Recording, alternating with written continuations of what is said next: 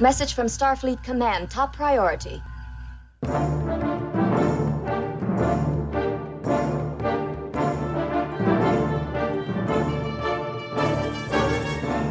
You are listening to the TrekRanks podcast, a member of the Tricorder Transmissions Podcast Network.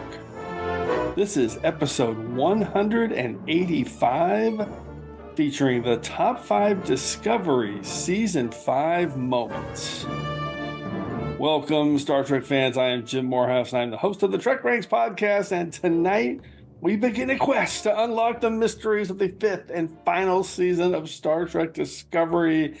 It's our final season recap show for the series that brought Star Trek back to us all here in this new era of Trek. And tonight we're doing the top 5 Discovery Season 5 moments, and activating their spore drives to jump into today's show are 2 great guests. First up, joining us for the 3rd time and hailing us from the East Coast corridor, it's Caleb Dorsch. Caleb, welcome back, man.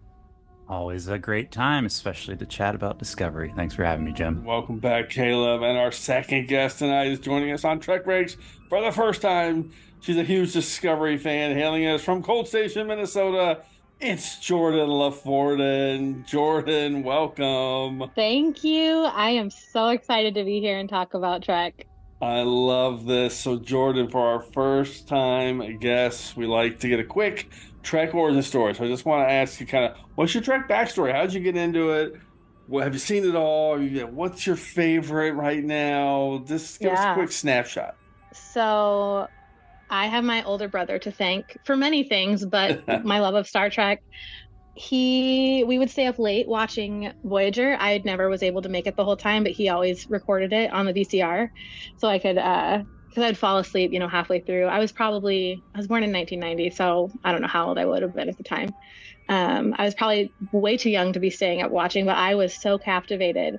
I'd seen reruns of TNG and reruns of TOS before that, but watching Voyager as it came out with my older brother was so fun. So I was into Trek, but then when Enterprise debuted, I was hooked. I feel like Enterprise made me a Trekkie from the very first premiere. I was 11, so excited, got hooked. So excited when the Kelvin movies came out, and then adopted New Trek pretty slowly because I was in grad school. But once I just didn't have time. Right. Yeah, I was gifted CBS All Access when Picard came out, and slowly made my way through Picard season 1. But then after Picard season 1, I went back and started watching Discovery, and that was around the time I wrapped up my master's degree. And I was enamored with Discovery right away, and my love for it has only grown. Discovery is my favorite Star Trek, which I never thought Voyager and Enterprise would be, dethroned. And it took a couple seasons, but it happened. So Discovery is my favorite Star Trek. So this is, I can't tell you how excited I am to talk about season 5 with you guys. Because I love Discovery so much. I love all of it. I've gone back and watched Deep Space Nine. Deep Space Nine made my husband a Trekkie, so that was really fun. We watched all of Voyager after Deep Space Nine together. We're currently working through Enterprise. He loves Discovery as well. He hasn't watched Lower Decks or anything like that. But I've seen all of Star Trek except for the animated series. I'm working on it. I'm working on that one. I have to be in the right mood for it. But I feel like that was most of my Star Trek life, not just an overview. But no, that's incredible. Getting into Voyager as a young kid, 6, 7, 8 years old, that seems like a perfect kind of way to get hooked on Star Trek, watching with your older brother. But I can't believe you came to Discovery late. I think that's the first time I've really talked to somebody. So that's really cool that you kind of experienced it almost as a binge. Yeah, season 5 is the first season I've watched while it's airing. That's incredible. That's unbelievable. And I hate waiting a week for a new episode. That sucked. I think I was 3 weeks behind on the season 4 finale. I was trying to get caught up, and I just I don't binge watch well. That's so cool. Yeah, and so, but no, I got to binge watch seasons 1, 2, and 3 and season 4 to a certain extent. So yeah, I'm fairly new to the Discovery fandom, but I'm in. Like, I am in for the rest of my life. I never would have guessed that, seeing your online Blue Sky profile and the way you tweet about it. My obsession with Discovery. This validates a little, not to get too into the weeds on this. We're going to start in a minute here, people, but this kind of validates the way season 1 of Discovery, it was hurt so bad by kind of internet brain rot and the way everybody, the episode by episode release and the way it was being dissected by the internet every week, and everyone was trying to figure it out and sleuth it and talk about it in such a detailed way. So every little thing was spoiled, and casual observers were just along for the ride and enjoying it. But I think Trekkies were just overanalyzing it so hard that they were kind of missing the forest through the trees. And I think people discovering it later are just like, oh, this show's incredible. Like how layered it is and how surprising it is and how these reveals are so cool. I'd seen so much criticism of the show, and I'd had something spoiled for me. But when you're just binging it, you're not thinking about it. I want to give it a shot. Yeah. Anyway. Yeah. Magic to Make the Sanest Man Go Mad was like the episode that sucked me in. And then the episode after that, CV Patch and Parabellum, was like, that's where I was like, I'm all in on this show. Like that episode, I was all in. And I'll talk about, I know we're talking about season 5, but I can't talk about Discovery without talking about my absolute love for Ash Tyler. And so like I did not have that reveal spoiled for me, the Ash Tyler reveal. You mean Vogue? Okay, sorry. No, the Vogue reveal, I didn't have that spoiled for me. That's the best reveal of season 1, because no one would have figured that out if not for the internet brain rot. It just like, I keep saying that, but I mean that because it was too much. I mean, I obviously knew something was going on with him, but I didn't guess that. But no one was going to figure that out. And then, 3 episodes in, internet's just telling me everything I don't want to know. And it's like, oh, okay, well, I wouldn't have known that. I would have liked to just hear that after the 9th episode and be surprised. That probably would have made me enjoy this more. Right. Yeah. Part of that is because Shazad Latif was so incredible in that role. All right, we are way off topic. We're going to get to it. Thank you for talking about Ash Tyler. I can't talk about Discovery without talking about my obsession with him. It's so good. Okay, let's get into our TrekRanks recalibration. You can recalibrate the regulators now. Will do. All right, the TrekRanks Charter has 2 clauses. We rank Trek so we can have a fun conversation about Star Trek. And 2, the ranks don't matter. We just use them as the framework to have a deep dive conversation about all the things we love about Star Trek, just like we just did, right? And I realized we already have infinite diversity and infinite combinations. That's right, Admiral Burnham. All right, there are no wrong answers at TrekRanks. This show is about sharing the things we love about Star Trek, and we love it all, from TOS to TNG, straight to the Enterprise and the Kelvin timeline, and Discovery, Picard, Strange New Worlds, Short Treks, Lower Decks, and Prodigy as well. It's all fair game here on the TrekRanks podcast. Black alert. Black alert. And a reminder that this episode of TrekRanks is now current, of course, through the conclusion of Star Trek Discovery Season 5, that great series finale, Life Itself. So that's 913 total episodes of Star Trek across the past almost 58 years. And no, we don't need to talk about the films today. Alien frequencies open. Thank you, Mr. Worf. You can hail me directly on Twitter at TrekRanks or at Enterprise and Extra, and on Blue Sky at TrekRanks. And you can see our extensive rankings of all the Treks at TrekRanks.com. And don't forget to call and leave us a message on our new phone number, 757-828-7265. That's 757-828-RANK. Okay, to wrap it up, Caleb and Jordan, let everyone know how they get a hold of you on Subspace. Caleb. All right, you can find me pretty much on Twitter, Blue Sky, and Mastodon at Rogue Mogue. That's ROGUEMOGH. Love it. Jordan, how about you? Yep, I am on Instagram, Mastodon, and Blue Sky as Jordan LaForden. You can also find me on YouTube and an archive of our own, if you like fanfic, especially Ash Tyler fanfic, at Jordan LaForden as well. Okay, love that. Let's get into a diagnostic cycle to get into this show. Computer, run a level 2 diagnostic. All right. As always, for our season recap shows, we're going to use our TrekRanks matrix. So I just want to explain that really quick. We're not doing 5 random topics tonight.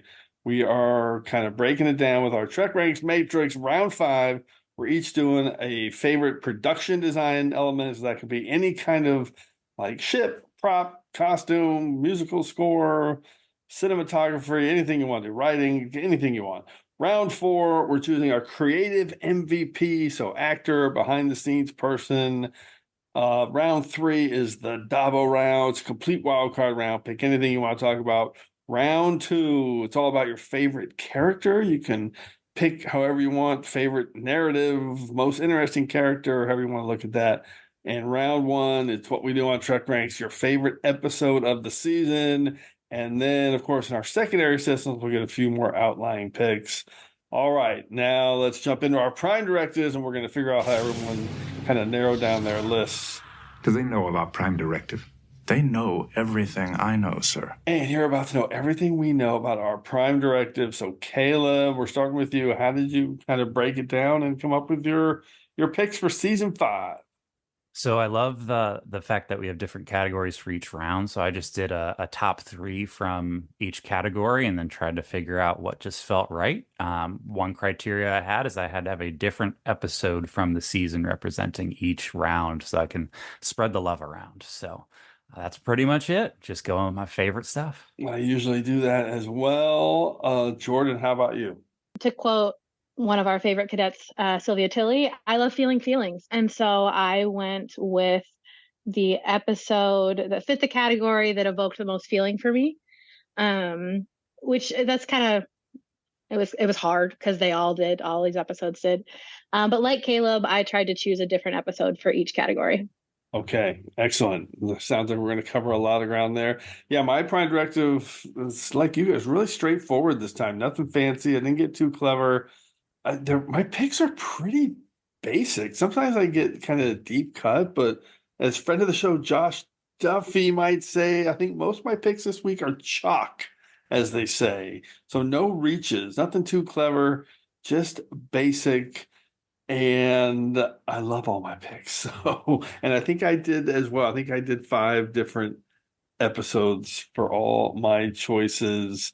All right. I'm hoping we cover all 10 episodes. That'd be amazing. We'll see. I always track that, and it's always fun to see. It's rare that we get all 10, even with 15 choices. So we'll see if we can if we get all 10 covered.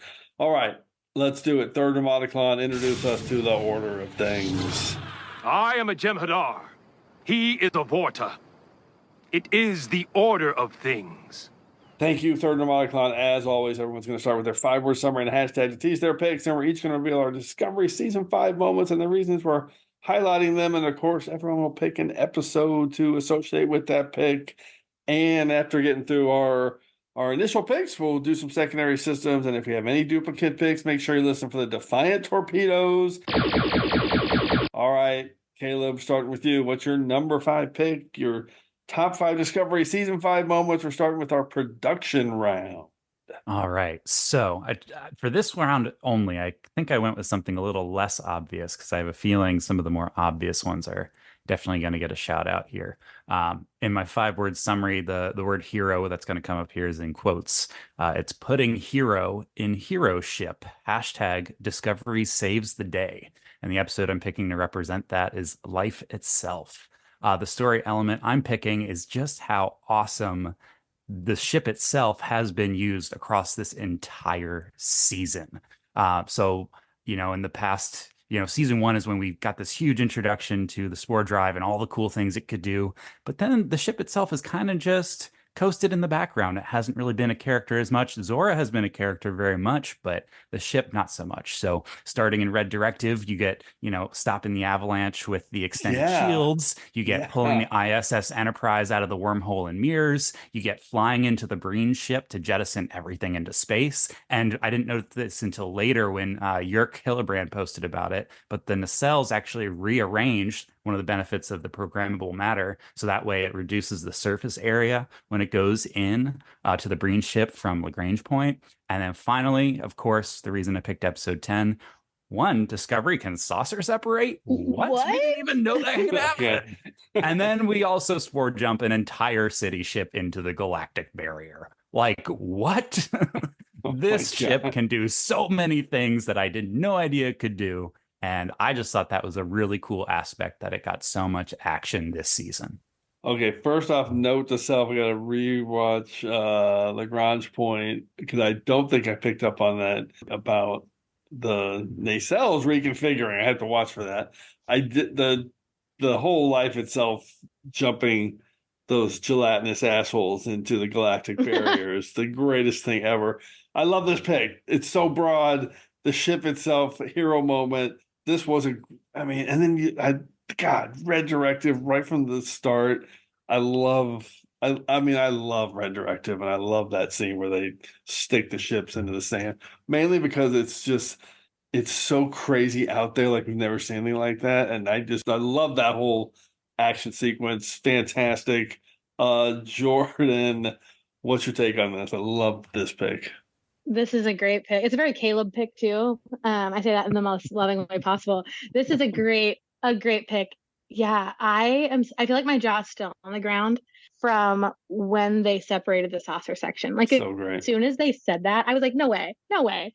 And then jumping a different ship elsewhere after they separated, it's genius. It's amazing. It was the most badass thing that they could have done. My one regret about that moment was we didn't get to see Stamets' reaction to it working.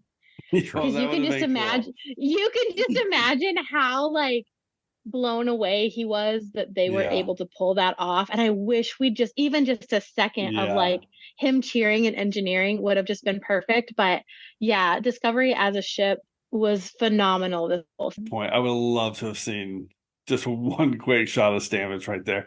And then, we didn't even mention from a hero standpoint, God, that epilogue, that coda with the final Calypso shout out too for the ship. I love it. Okay. Incredible stuff. Jordan, let's go to your production design pick. What do you got? So my 5-word summary are rocks are shooting at me. # no holodeck safeties. I want to highlight the beautiful different locations that they shot at this season because it was amazing. Yeah. And especially, I feel like they really kicked it off well. They did with Red Directive, but I was personally blown away with Under the Twin Moons. And I can't remember the name of the planet yet. I need to go back and rewatch it. But with Burnham and Saru on that super lush planet was just absolutely gorgeous. And then they kept going to amazing location after amazing location, right? The library and labyrinths. The desert planet from Red Directive. There were so many different places that they went that were just absolutely beautiful. And I felt like Yes, the quarry and Janal. And it really harkened back to the Vulcan Hello, right? Where they went. I don't remember. Did they film in Jordan? Was that where they went? Yep. I think so. In Jordan, the beginning of season 3 when they were in Iceland. They've gone to so many different locations, and it was really fun to see kind of I don't want to say post-COVID, right? But like post figuring out how to shoot during COVID, how they could go on location so much again, where they could go and how they utilized it so much this season. It was really fun.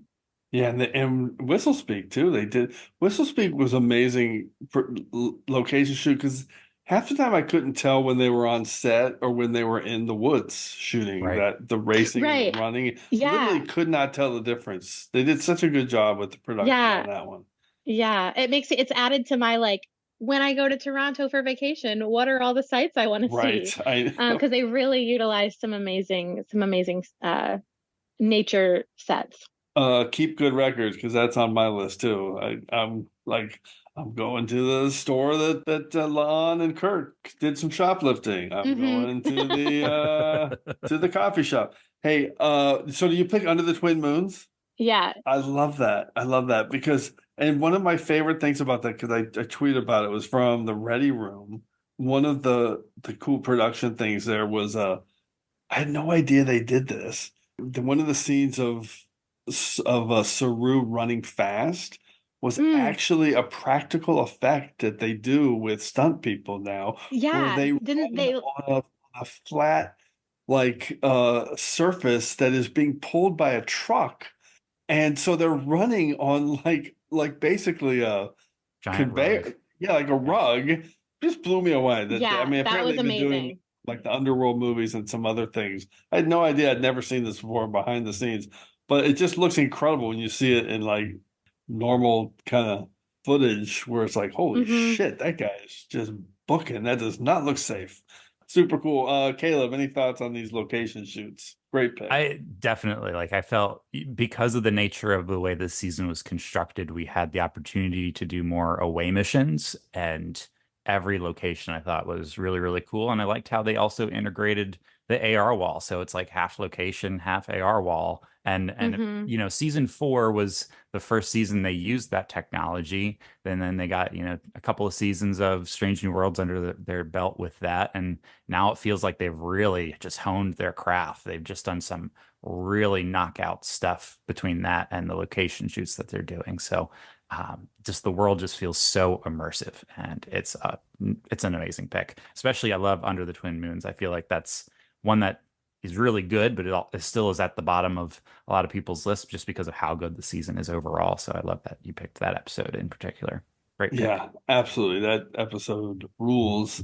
And, you know, full disclosure, it's number 9 on my list. I love that episode. That episode rules. But, you know, yeah, I'm curious if when we all rewatch this season, if it'll move up on list. I'm just gonna add one more thing.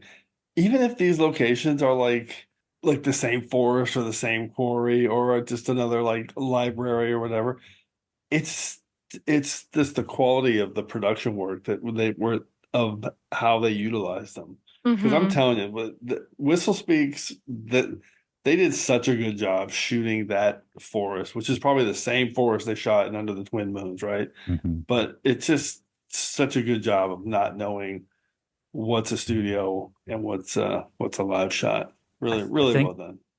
I think the quarry in Janal is also the same quarry from If Memory Serves. Yeah, for sure it is. Right. Yeah. And yeah. So it's cool. Yeah, exactly, Caleb. Love it. Okay, let me jump into my round 5 pick. Yeah, I usually don't go this big and broad. Caleb kind of went broad on his. So, and this one it's honestly one of my favorite things, I think, in all 5 seasons of Discovery. I just think they absolutely took this Star Trek element and just crushed it. It's so good. So here it is, 5 words and a hashtag. I think this is on par with like anything in all of Trek. They did such a good job this season. Belligerent Breen become brilliant baddies. Hashtag Breen there, done that. And it's the Breen. Full stop. So my episode is Araga, season 5, episode 7. And I love this episode, and I love the Breen top to bottom. I don't have one negative thing to say about anything that Michelle Paradise and her writers room did with the Breen this season, and elevating them kind of from like mysterious, almost oddities from Deep Space Nine and 90s era Trek to just these fully realized Alpha Quadrant baddies on par with like any kind of Trek bad guys now in terms of species. I just love it, from the Primarchs and their all the political structures and everything we learned in these like last 5 or 6 episodes, and the fact that they have some kind of like monarchy with like battles for a throne where bloodlines matter, and the scions and their kind of cutthroat xenophobic ways, and all the stuff that we learned from Rayner and his past, and how they attacked his planet and just killed his family, and their 6 houses fighting for power, and the Sakharas and their multiple partners that they take to celebrate the Sakharas, and all the cool stuff from their 2 faces, and them basically being gelatinous, and kind of why they maybe sided with the Changelings in the Dominion War because of that. I just love all this stuff. It's just really extremely well done. All the negotiation scenes from Araga were just incredible with Tarina and Rune. And then the final scenes with Saru and Tahal in Life Itself.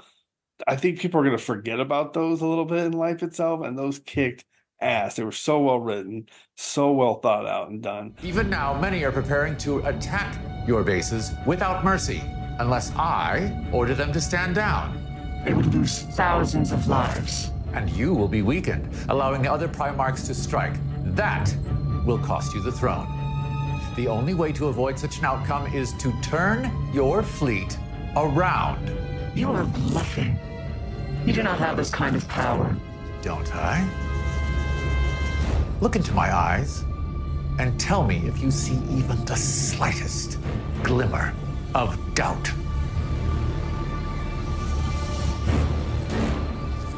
You are insane. I just freaking love the Breen. I just think they did such a great job of elevating them into something and completely fleshing them out in the 36th century that fit perfectly with everything we knew prior. I can't say enough about what they did here. It's just a perfect Star Trek. Caleb, what's your take? I am 100% on board with this pick. I think the Breen is the first villain that we've had in Discovery since, Control that felt truly threatening. I mean, obviously you've got a lot of the stuff going on with Osira, but you become a little more sympathetic to Osira in season 3, right? And season 4 is not really about the villain. It's more about the journey to, get there and make first contact. It's all about miscommunication, and this season there is a villain and they are intense. And I think just all the updates they did agreed, the whole background from them being gelatinous into solid. I just love the design of the costumes themselves. I'm totally okay. I'm team no snout on my Breen helmets. Like, I'm totally all right with that. It's and even later in Lagrange Point, when we get the the inside view of the helmets of our Discovery crew infiltrating, right? Like, it's very cool to see the heads up displays that are inside their helmets. I know they're replicated anyway, but it's a very cool thing, and I'm glad that there was a lot of humor, interestingly, that they injected into those final couple of episodes with the Breen that I wasn't expecting, and that levity really helped to balance the really intense aspects of the Breen. But I just felt like they were very well done as well. So I'm sure we're going to talk about the Breen a couple of times. Love tonight. So great pick. Yeah. What was your take, Jordan? Yeah, I love this pick. I hadn't really considered this pick, but I totally agree with you. It is outstanding what they did with the Breen. I love the depth of lore that was added, and it still felt really, and probably because it's from Deep Space Nine, 800 years in the future, 750 or whatever. Yeah. I have to double check my math on that one, but it felt like it wasn't trotting on Deep Space Nine. It was enriching Deep Space Nine, exactly, because there's that distance. So yeah, love that they incorporated the Breen in a really cool way. I love that we got to see and know Locke as Caleb, you talked about we're able to empathize with Osira in season 3. I love that we got to do that with Locke as well. Really got to see him as an individual and as a person, and in that way had a window into an individual Breen that I thought was really, really cool. Yeah, you said it perfectly it was just adding to the lore of the Breen. I mean, the Breen are pretty beloved in Trek coming out of 90s era Trek and 24th century Trek, and we don't know that much about them, right? Everybody loves them. And so for them to add all these elements in basically 10 episodes or less, and for it to work so well, I just think they didn't make a single wrong step. And my whole thing with the snout or no snout is, I could care less about the snout or no snout if this is everything I get out of it. So it's no problem, no snout. Pretty easy pick. And I have to just shout out Elias Tufexis killed it as Locke. So he is perfect for that role. Yeah, and the slow burn reveal was really well done. They just earned it so good. Where there, two people caught on early, are these guys Breen? And they did. It was really, really clever. Really, just well done. They couldn't have done any better with all of a sudden in Mirrors to realize, oh my God, these guys, this is a Breen story. And from Mirrors on, it was basically a Breen storyline packed into that last half of the season. And it really kind of fulfilled this jump to the 32nd century to give us kind of, okay, here's what's really happening in the Star Trek universe beyond just what's happening to the Discovery crew and Starfleet headquarters. Here's more about some of these species and how they've evolved. So anyway, love it. Great stuff. Okay, round 4, our creative round. Let's do it. Caleb, what do you got? All right. Well, it's a good thing that cheating is encouraged on TrekRanks because I'm actually picking 2 people. But when you hear my 5 words, you'll understand why. I'm also picking 2 episodes, but we'll get into it. There's one creative I'm leaning more into than the other, but I can't mention one without the other. So here we go. 5 words. Big swings from lore masters. Hashtag 32nd century world building. It's Carlos Sisko and Eric J. Robbins as the resident lore masters in the writer's room. Awesome. And I'm picking Mirrors for Carlos Sisko and Labyrinths for Eric J. Robbins. Carlos especially because on Twitter, at least, he's had such a presence since the season started airing. He's just shared so much, but he humbly gives his credit where it's due, right? Things that he's had ideas for, he's shared with us, right? Eric Robbins, things that he's come up with, he's got his due too. Even the other day, he mentioned Dan Hindmarch, who wrote the Betazoid language for Labyrinths. All these creatives being just so in love with Star Trek and bringing their knowledge to the table has just been such an added benefit this season. Together, Carlos Sisko and Eric J. Robbins are responsible for, here's this crazy list. We're going to go through this. So we got Hysperians from Lower Decks. We've got Kovich being Agent Daniels. We've got Hyrel being an Afrosian. And then obviously, Jim, your favorite, the Breen, being the big bad of the season, right? Yep. And so it's just so awesome to just see how much we've pulled into this 32nd century that is stuff that we know and love, and we get a new flavor of it. Even just like visiting the Badlands, right? Like all of those things are very deliberate choices that come from fans, right? And you know, in the past, the show gets criticized by tons and tons of people about the writing, and you can just see the level of care and geekiness straightforwardly, you know, coming from these two and how much they love this franchise. And so for me, you know, going back to what you talked about with the Breen, like the choice to have the Breen be gelatinous, I think just, you know, and they view that solid state with a degree of social taboo and inferiority that just it reaps what it sows tenfold. It absolutely recontextualizes that relationship with the Dominion, just knowing that they have that similar mindset, viewing solids as inferior. It's just a cool layer. My favorite thing is always when a show of modern Star Trek just recontextualizes past Star Trek. And so, you know, we've done that in early seasons of Discovery with Lethe and Through the Valley of Shadows and If Memory Serves and episodes like that. And here I just think we just knocked it out of the park in season 5 with that. So that's my pick, both of them. I love this. So, and perfect to go with my pick. I love that it comes on the heels of it because Carlos Sisko, obviously a big part of the Breen stuff. And I'm well aware of that. I need to dig into Eric J. Robbins. So he's on Twitter. I don't think I follow him or really... I don't know if he's on Twitter, but I know Carlos brought up a lot, especially in interviews. Anytime there's stuff that basically he identified himself and Eric as being the ones that were the go-tos for all things. I thought maybe I was missing something more there. So because I have seen the name obviously and seen him referenced. So that's awesome. I love this pick. I love acknowledging the writers. It's kind of always been my favorite thing about behind the scenes side of Trek and from the 90s and following the creatives and the people who at the core of create Star Trek are the writers. That's where it starts. You know, Michael Piller and well, I'm not even going to try and name them all, but so many legends through the years. So yeah, and Carlos Sisko, man, he really emerged this year as a big part of this thing with what he did with the Breen. I love it. Jordan, what's your take on these 2 writers being highlighted?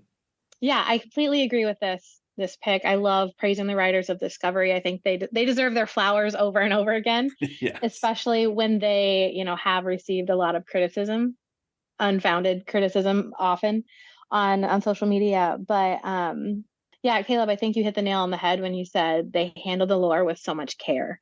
I can see as how thought out everything was and how intentional. they weren't just throwing in Easter eggs for Easter egg's sake or nostalgia for nostalgia's sake. Like everything had a purpose in the story in such an intentional way. And so I loved it. I thought it was masterful this season. Yeah, perfect. You call it recontextualizing. I love that, because my favorite thing in Star Trek, and it has been for, maybe not 60 years, because it took about 12 years before it started happening. But anytime I'm watching new Trek and it changes what I've seen in old Trek when I go back to watch it, I love that. And, that probably started with The Wrath of Khan, Mm-hmm. So, absolutely. Okay, round 4. What's your creative pick, Jordan? Yep. So Caleb, I'm also going to cheat this round. Yes. I'm not picking 2 answers and 2 episodes, but I'm doing 2 hashtags. So my category for summary is recalling things we never did. Hashtag identity crisis, hashtag Taylor Swift lyrics. I love Trek, also love Taylor Swift. So if I can quote a song, I'm going to quote a song for her. Recalling things we never did. I love Wilson Cruz this season. And I want to highlight the episode Janal. Love it. I thought he knocked it out of the park as Janal. It was almost uncanny seeing him be a different character. And David Ajala did it in Labyrinth as well, just as masterfully. But I love what that kicked off for Dr. Culber's character. And I love how that was incorporated again in Life Itself. It was Life Itself, or was it? Yeah, Life Itself. Yep. Yeah, when he was like, I don't know why I have to go with you. I don't know how I know this number, but I know it. It was such a great payoff. Yes, I loved the payoff of it. But yeah, I just thought that Wilson Cruz knocked it out of the park in Janal. I also loved, the scene where he is talking with his abuela. I love that scene. Seeing them speak Spanish on screen was phenomenal and so moving. And he you could just tell how much he loves his character, how much he loves the story. So yeah, Wilson Cruz, and all the work that Wilson Cruz does behind the scenes, on social media, interacting with fans. He's just been phenomenal the entire series, but especially this season. I love this pick. So that other scene was from Whistle Speak, right? So it's always great when you get that extra kind of some of those scenes in Espanol and a little bit more representation. It's so awesome. I love Wilson Cruz since My So-Called Life. Was such a groundbreaking actor. I don't think anyone can really ever quite understand what he meant to people, everybody. And I mean everybody who saw him on TV in the 90s, what he meant from every angle, for people struggling with their own identities, for people like me who just had no idea anybody was struggling with that, and seeing this on TV for the first time and going, wait, what's this?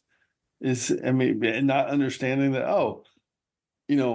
they just have a gay guy on TV now. Oh, this is interesting, and not even thinking about it for the first time. Like, that's a thing. It's just incredible what he did, how he portrayed it, how they didn't really, it just was, right? It just was a thing. My So-Called Life, groundbreaking. And the fact that he did that kind of on an island by himself, it's incredible. He's an amazing guy that he had to do that just alone so much. So the fact that he's part of Star Trek is incredible. So back to Janal. I love Janal. It's one that I kind of champion more than I think most from this season. I just really think it's underrated, and his performance is really, really strong. This guy really works out. I just love that line. It's he well does. done. If you follow him on Instagram, he does. Hi, Captain. Come on, keep up. You have a lifetime. I only have a few hours. Wow, this guy really works out. Pretty obvious, pretty great line. And I'm not a big spiritual guy, so those storylines not usually my favorite thing. But the payoff at the end was really well done, with the kind of connection back to the Shintara and the fact that he felt like he needed to be there for Book and have that deflector code or whatever it was to help burn him. That was cool. That was really cool moment.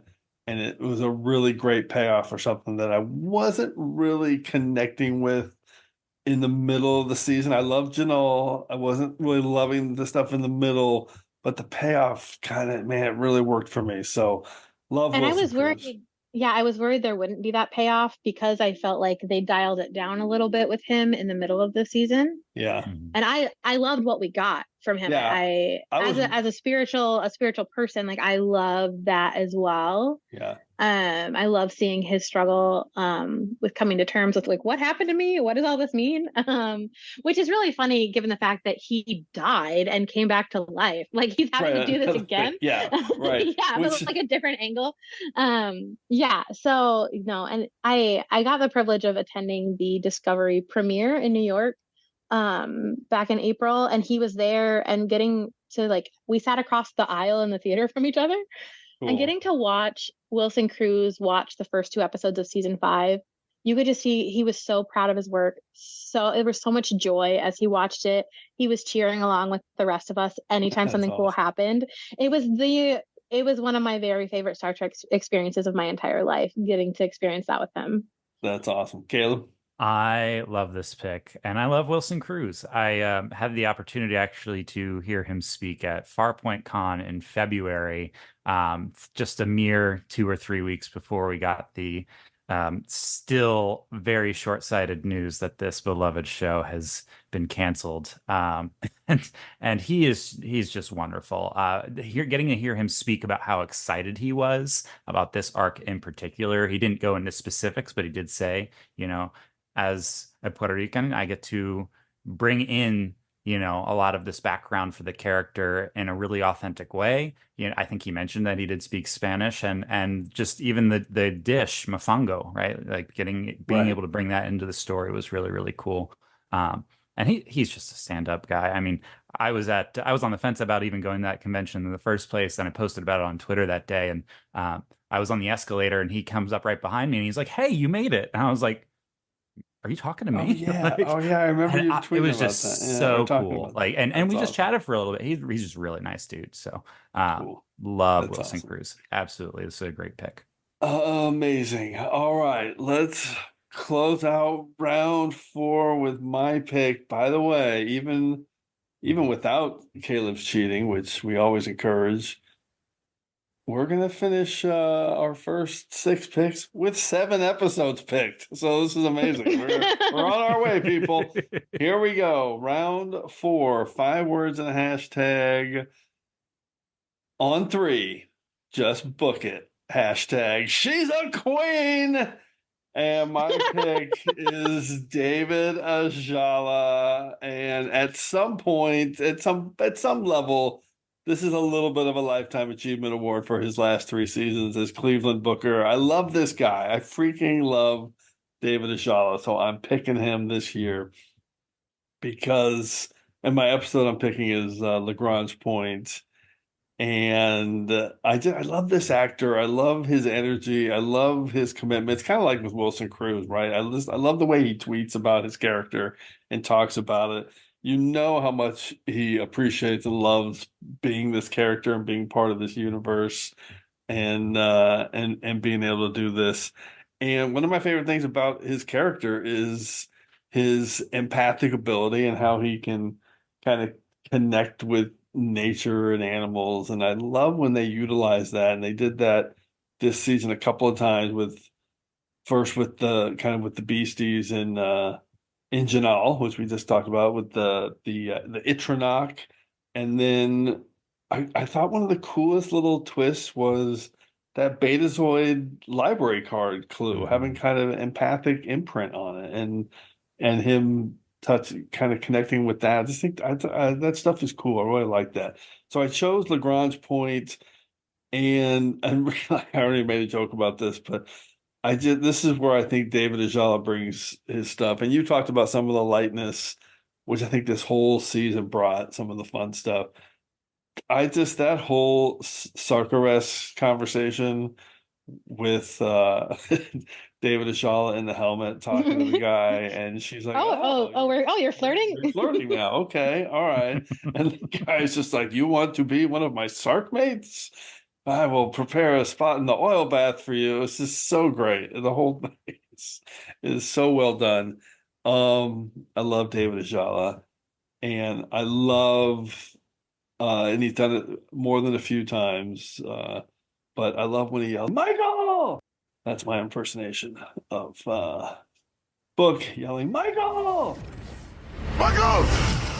All right. What's your take, Caleb, on David Ajala?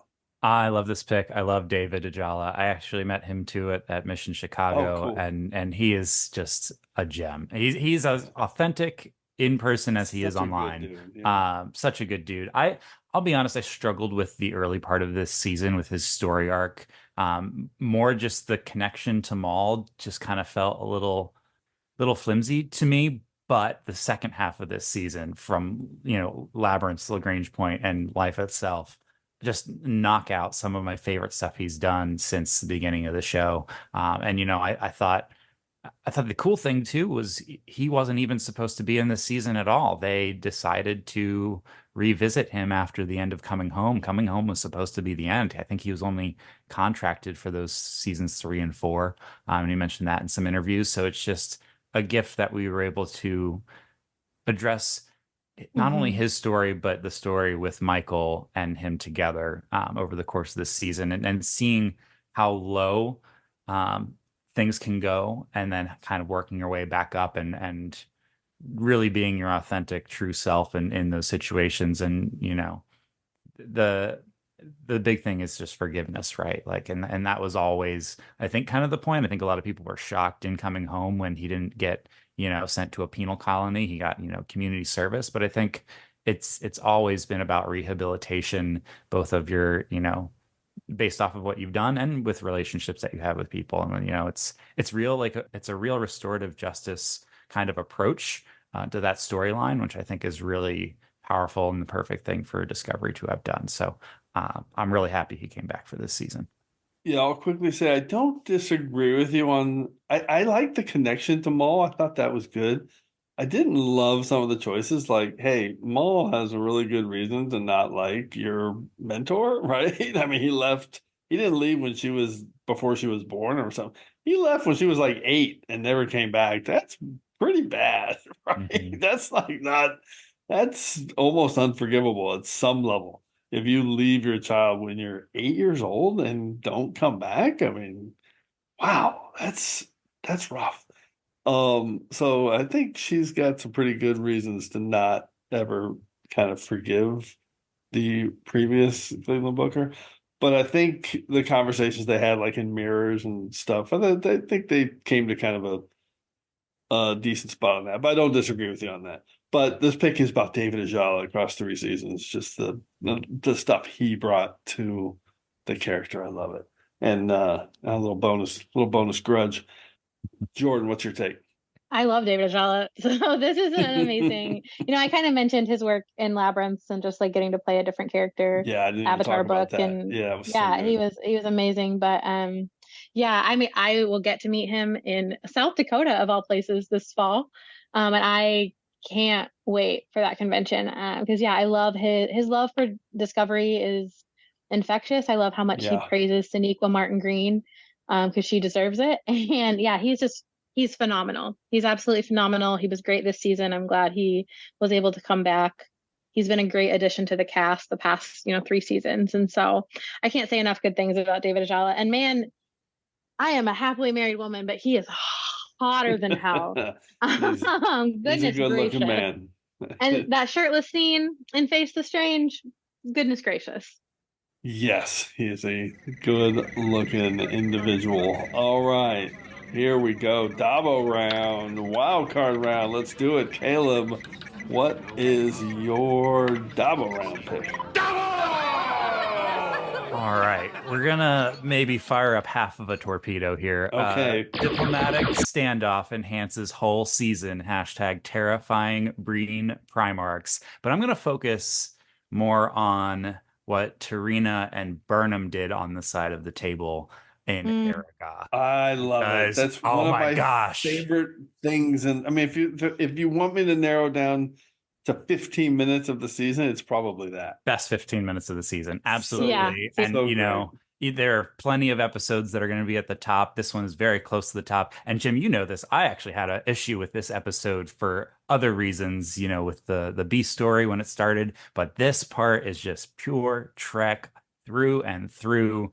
It's walking on eggshells. It's a lot of bluffing. It's very pointed. You know, you get to see a little bit of, you know, insane Saru and Lagrange Point, but I love his other half getting to have this experience at diplomacy and really just kind of going full in there. And, you know, I thought it was kind of funny how the hologram of Rune was just so massive because it just added to the intimidation, just the way that scene was shot, the way it went back and forth with Locke and sick bay, right? And just all of those aspects. It was just so good. I love this scene. Just really captivating. Great Star Trek.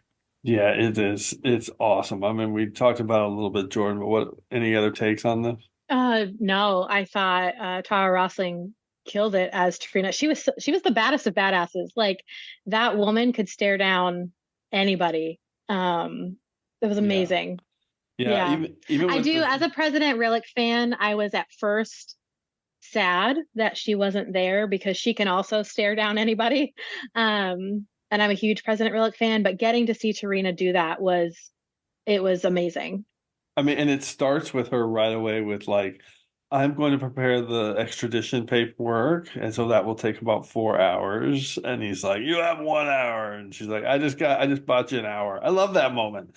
It's just a little thing, but that's smart, right? Yeah. It's just clever. Her calling out the translator for not translating accurately. Oh God, yeah. Oh yeah. One. I mean, just the T'Rina in all those scenes is so well done, and Raynor in those scenes.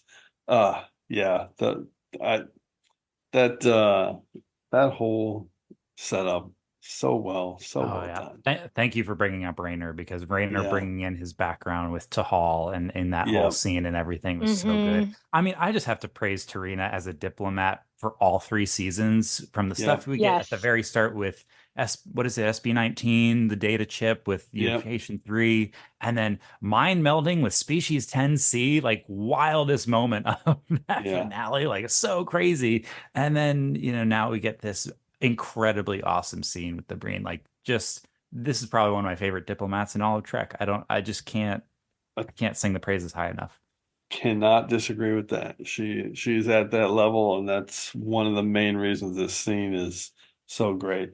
I mean, to be fair, I would have worked with Rillick as well, but there's something about T'Rina in this scene that made it a little bit, maybe it's because she's Vulcan, I don't know, something about it elevated it. I really love it. Welcome aboard, Primarch. I'm Admiral Vance. We've already met President T'Rina.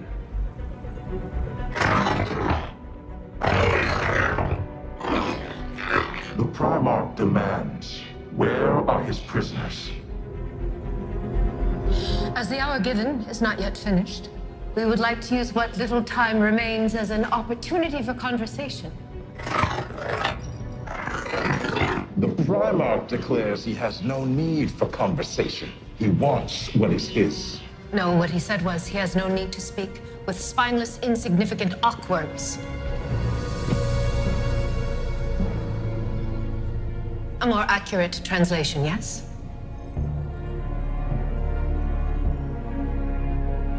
Hear our offer. 45 metric tons of raw dilithium in trade for lifting the Aragon. I will speak in your tongue so there can be no misunderstanding. The only payment for a blood bounty is blood. How much is spilled today will be up to you. We would prefer to avoid conflict.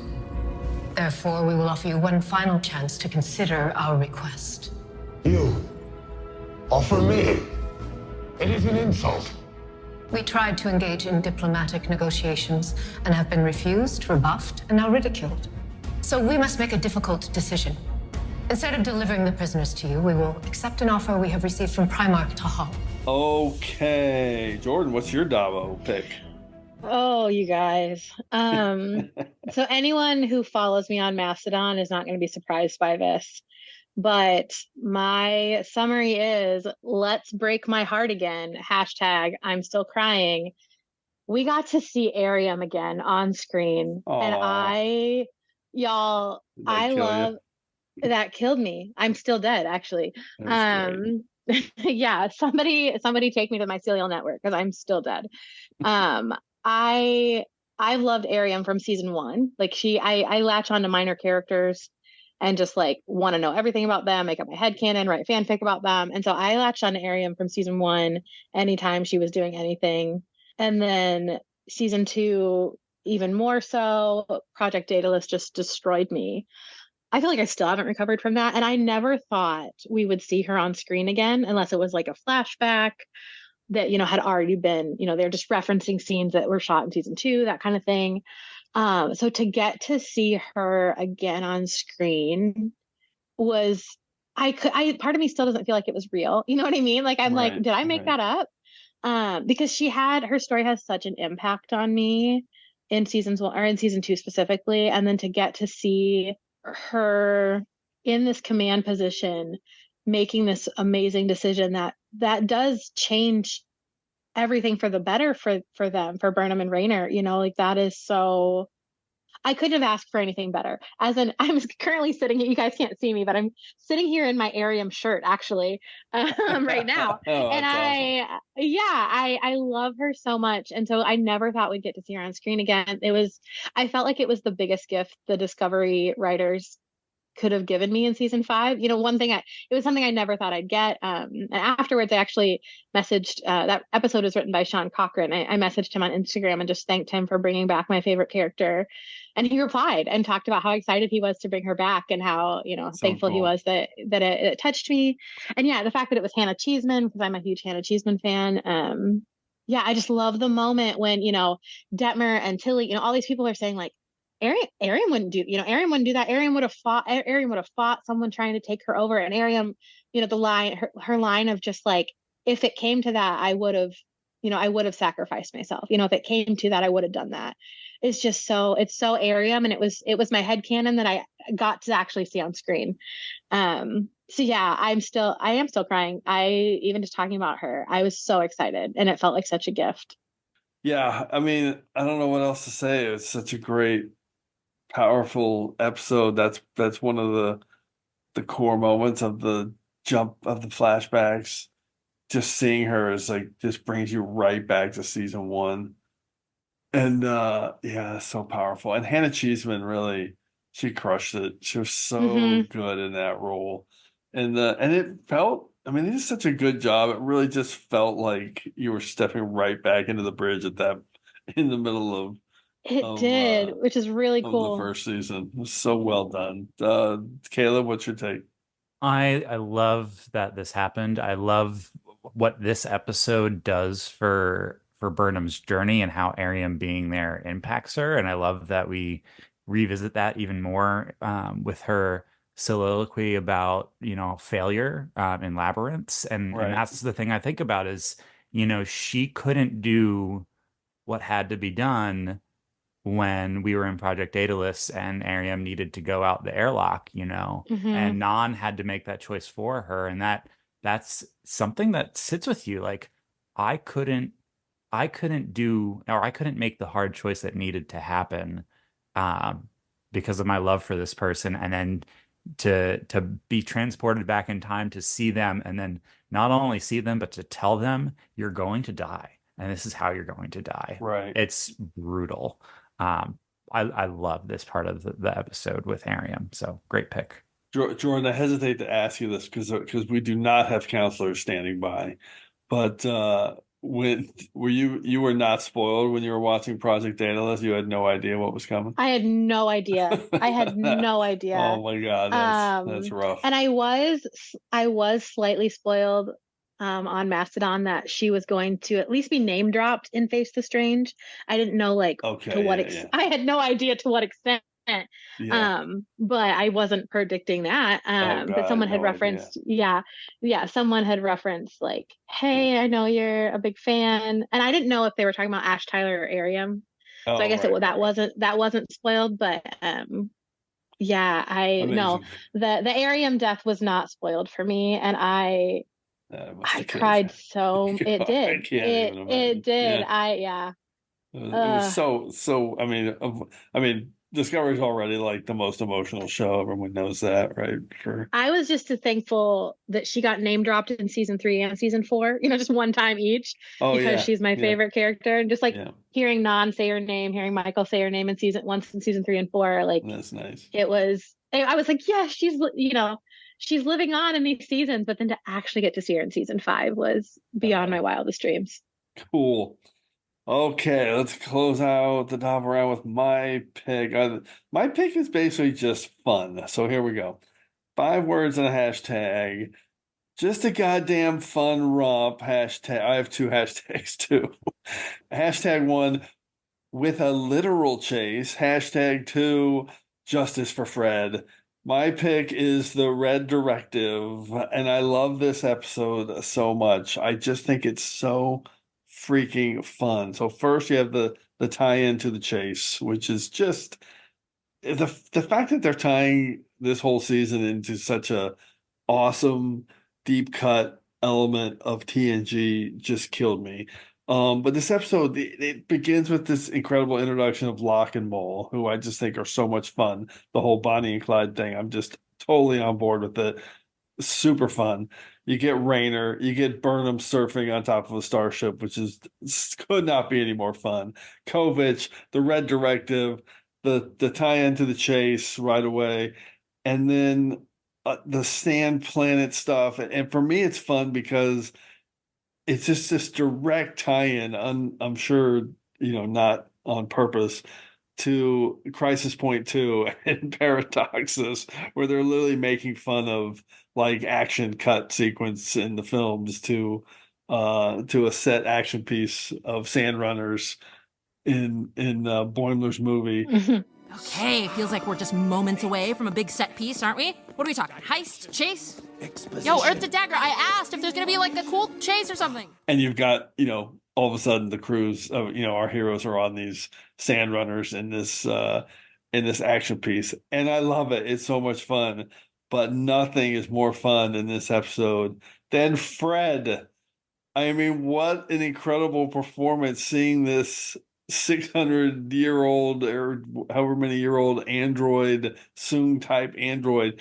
This is the most Data type android we've ever seen, like Data in the history of Star Trek. This guy, this actor whose name I've got written down, J. Adam Brown, never heard of him. He's been at a few roles. I looked him up. What a character. What a performance. The script, the writing, all of his lines, like, how can we make an excellent deal today, Mole and Locke? I mean, every line.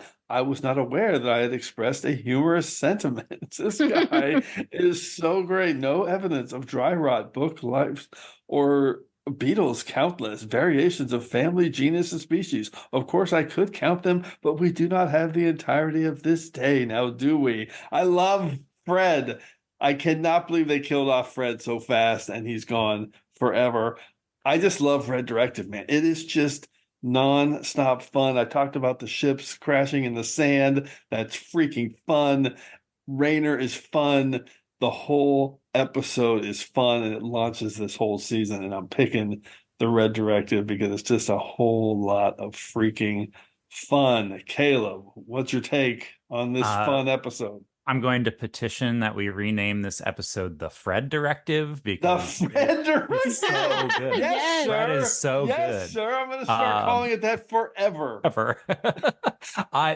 Fred was great. I love, even after Fred dies, we are able to look at, all the things he read that book so fast, and I love that they go back into the lab and they look at his ocular, whatever his input, and then you're able to go back and decipher everything at like a mile a minute from those pages. And just the general quirkiness is just such a Data Soong type android thing. I love that. Absolutely. I even just love that the crew gets to be themselves at the beginning of this episode after we get the little introduction of Burnham on the ship, right, on Monlock's ship, but then it cuts to them at this, celebration for the party. And just, I just love that. I love that they just got to be themselves. And even, Kovich's random infinity calling card and White Room, like there's just a lot of big 32nd century swings right out of the gate. Like, who knew the Sun androids would still be around in the 32nd century, especially after everything that had happened in Picard season 1, right? And how just androids were completely, disowned, and no one wanted anything to do with them. The fact that one of them survived, in deep space somewhere, just looking for antiquities, and I love that he's a collector. It's such a cool choice for that particular character. So didn't even mention infinity rooms. Fun, Jordan. Fun. So fun. Such a fun season. I know we've already talked about the humor, which was a nice additive to the end of the series, but it does start out so fun. The wild ride on the back of the ship, which was teased for us. Like, we got that, before the season started, but so wild and fun. And like you said, Caleb, just a big 32nd century swing with all the tech we get to see. Love the crew being themselves and them joking at that reception with each other. And I can't remember if it was the first or second episode where we get to see, I think it was the first episode where we get to see Tilly in her quarters, having had a little bit too much to drink, maybe flirting with that guy from the academy. Yeah, was flirting with her. That was this episode too. Yeah. Yeah, that was so fun. But long live Fred. He was with us for too short of a time. But he was fun. The actor knocked it out of the park. All right, let's go to round 2 and our top characters. Caleb, who do you got? All right. So, as you all know, I am an educator, and this particular character's arc all season long just spoke to me. It was great. 5 words: journey from mentee to mentor, #teacher Tilly. And I'm picking Lagrange point. I love, not that we got Tilly back, because obviously that needed to happen, but just how well integrated Tilly's character is this whole season, especially as a mentor to Raynor. I think that was such a clever choice to pair someone that is so, disarming and lovely with someone that's so gruff. Particularly the quote in Lagrange point, right? "Respectfully, sir, the pacing, you're making everybody nervous." Like, I just love so good. Excuse me, sir. Respectfully, the pacing, you're making everybody nervous. You can sit in the captain's chair, If I felt like it, I would. Captain Burnham should trust you to lead us. We all do. And it's a bit of a road to get there, but we really do. You know why I asked you to serve as my #1 today, Lieutenant? No, sir, actually, I don't. It's because you're smart as hell. You're a good leader. And if we were stuck in a foxhole together, I wouldn't kill you. That is, unless you gave me more of that warm and fuzzy encouragement that I don't need. It's especially thinking, it's a good accidental way to end the storyline for the character, at least in this show. And I think we're going to get her in Starfleet Academy. I mean, there's an NDA right now, and she can't talk about it, which tells me she's on the show and she just can't talk about it. Oh yeah. But, she's been hinting as strongly as that NDA lets her. Right. But just to think, like, starting back in season 1, for being a nervous, starry-eyed cadet that was being mentored by Michael Burnham, who, flash forward to season 5, is now her captain, and she's become this confident, unshakable mentor that can just handle the gruff, challenging student of Raynor with ease. Just so cool to see, and helping him see the importance of getting to know the crew early on in Janal, right? And that's where that all starts. And then it culminates with respectfully checking him in a tense moment. And you're like, you need to see how your actions are impacting others. Like, that's such a teacher moment when someone's out of line, And I just thought it was so well done. So I loved Tilly this season. I thought this was one of my favorite character arcs, and it was the most consistent too across the whole season. So, Team Tilly. Yeah, I feel like this was Tilly's best season since well, in the 32nd century. I just love seeing her in her. It just felt like Tilly from the first two seasons, confident, funny. I just loved it. I loved it. Knowing she's going to be part of Starfleet Academy is just exciting, or hopefully she's going to be part of it. I don't want to count all my chickens, but sure seems like it. But yeah, I love your point there that she's this kind of mentor to the gruff Raynor, and how that echoes what she's doing with her cadets. And we just talked about Red Directive. There's that scene where she's flirting with the guy, but then she's kind of like in her room getting ready for bed when Burnham hails her and says, "Hey, I need you to look something up kind of illegally." And she's like, "Yes, I can't wait, I'm on it." And she's like starting to look. That was so great. That's the Tilly I love, right? Just getting into it, getting her hands dirty. Tilly, it's me. You got a minute? Michael! How are you? Where are you? Oh, it's warm in here, isn't it? You're not here. But it is warm. You should take my word for that. You had the Andorian champagne? I did. But now I have coffee. And you have serious voice. What's up? I could use some help, but you should feel free to say no. I will not say no. Whatever it is, I'm in.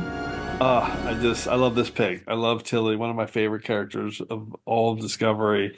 Cannot wait to see where she goes from here, hopefully in Starfleet Academy. Jordan. Yeah, I mean, I would just be echoing everything you guys just said. Right. She was amazing. Definitely her best. I mean, I did love her face off against Osira in season 3, but I would say her best season so far. I love her encouragement of Adira as well. Mm-hmm. I think the Raynor relationship was really important this season, but also her relationship with Adira, just seeing it further develop and blossom was really, really cool. Her infinite friendship with Michael, best buds forever. I love that too. She's just an all around great character, great actress. Couldn't sing her praises enough either. Yeah, thank you for bringing up the Adira, because especially the interaction in this particular episode, Lagrange point that I picked, Tilly is fully in support and has belief in her students, and Adira is one of her students. Like Adira can do it. Adira is the one that needs to go on this mission. Why even worry about sending anyone else? Like just send Adira, and such a great advocate. Yeah, exactly. Advocate's a good word for it. So great. By the way, her projection speech with Osiris, like all time great Discovery stuff. It's so great. It's up there with the lick my boots from Despite. Yes. I mean, Tilly's the best. Tilly, she's the best. And also Raynor, she's like, "You're on a new ship, fresh off a demotion, trying to hide how hard that it is by being a giant." That's my 20 words. I love it. So, I wish you'd given us 20 words instead of 5 words this episode for that reason. She is the best. Okay, Jordan, you're up. Who's your top character? Yeah, my 5 words and a hashtag, the end of a journey, hashtag full circle. I have to go with Michael Burnham. Oh, awesome. I have to go with Michael Burnham, and I'm going to pick Life Itself. I could have picked any episode really this season. But Life Itself had so many parallels to, the Vulcan Hello and Michael's decisions in that. Just seeing her, dealing with Raynor earlier in the season, and how I'm trying to think of what episode was it? In Erga, when basically Michael handles Raynor in a way that Giorgio should have handled Michael in the Vulcan Hello. Like, you see this person who has so much trauma and so much PTSD around this, this conflict that's right in front of them. Michael with the Klingons and Raynor with the Breen. Seeing that, just it felt like she had come full circle. You know, she had learned from her own mistakes to where she could help Rainer in that moment. In life itself, like she gets to experience, you know, not just her whole life, but kind of the whole billions of years. And that informs these decisions that she makes. I kind of felt like it was this, I don't know if the writers did this on purpose, but it almost felt like this kind of, I don't want to say slap in the face, that sounds too harsh, but like commentary to so many of the critics of Discovery who say like, Michael's the only one who can save everything. Michael's this like savior of everything, where she was like, cool, I have been chosen to have this power from the progenitors. I'm going to reject it. Like, I'm going to say, no, thank you, basically. And say that. Yeah. And so it kind of felt like this kind of almost like meta commentary on some of the criticisms. And I don't know, like I said, don't know if that was intentional. I'll probably never know. I don't think I actually want to know because I like to think of it that way. I don't think so, but I like that interpretation. Yeah, thank you. Thank you. Yeah. So I don't know. I think her journey is so complex and so nuanced over the 5 seasons. And I thought that season 5, even though when they wrote it, they didn't know it was the last season, right? They had plans for season 6. It felt like her journey had come full circle, even without the epilogue, because of so many of the mirrors of season 1 for her. But then add on the epilogue, holy cow, right? Like, her journey, it wasn't over. You know, she has a lot of life to live, hopefully, after that epilogue. But it just was so beautiful to see. So love her character arc, love where she started and where she ended up and how she got there to life itself. And to hear, looking back at season 1, I never thought I would hear Michael Burnham say, like, experiencing life, it's like life itself is worth living. You know, like that's what I'm here for, not the mission, not, you know, bettering myself, not, you know, trying to be captain, you know, all of these things. For her to just say, like, just living is enough. Never thought she would have gotten there. And the journey to getting her there was beautiful. You know, sometimes life itself is meaning enough. How we choose to spend the time that we have, who we spend it with. You?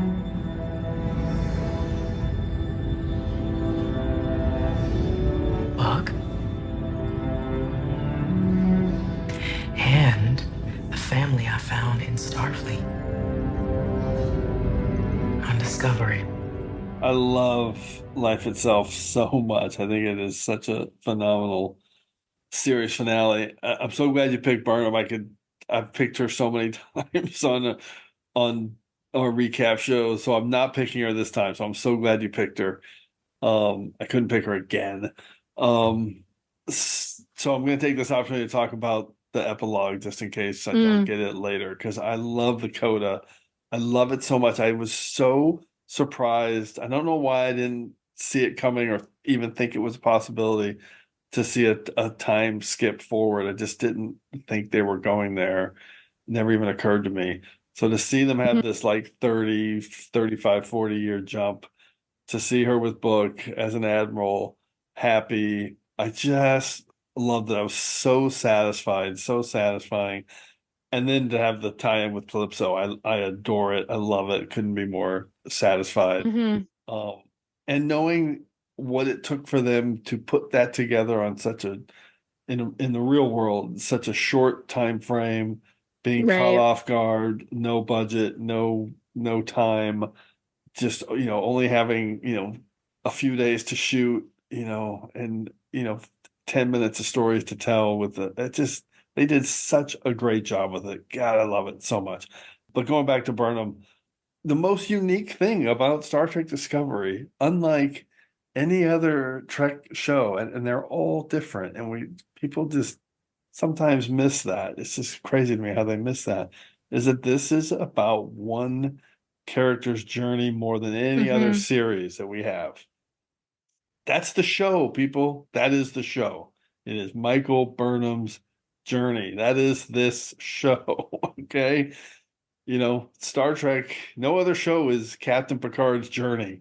or Spock's Journey or Captain Janeway's Journey. That's not what those shows are.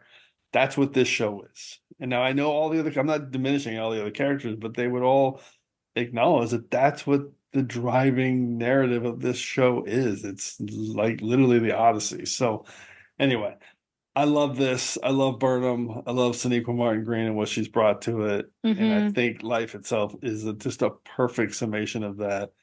Anyway, Caleb, what's your take? I am so happy you picked Michael Burnham because it was the hardest choice for me not to. I wanted to pick Michael Burnham so bad, but I had a feeling someone would, and so this is easily, I mean, Jim, a long time ago, I don't know how many episodes ago, you did top 5 epic arcs. And I would argue that Michael Burnham's arc would dethrone every single pick on those lists. By the way, that was like 160 episodes. I mean, it was the early days of TrekRanks, probably right around the time that Discovery started. We didn't even know what epic arc was ahead of us. It's just so cool to see how well they were able to bookend it. I agree with you. I did not. Holy shit. Does I have to stop you? We did top 5 epic arcs 2 days before Star Trek Discovery dropped. We did it on September 22nd, 2017. That's amazing. That's literally unbelievable. 2 days before Star Trek Discovery began one of the most epic arcs of all time. Leave all of that in there. That's amazing. I love that. I love that. I agree with you. The time jump I didn't see coming. I love that we get to see Burnham happy. She's fully resolved the issues that she's had over the course of the seasons, right? Labyrinths.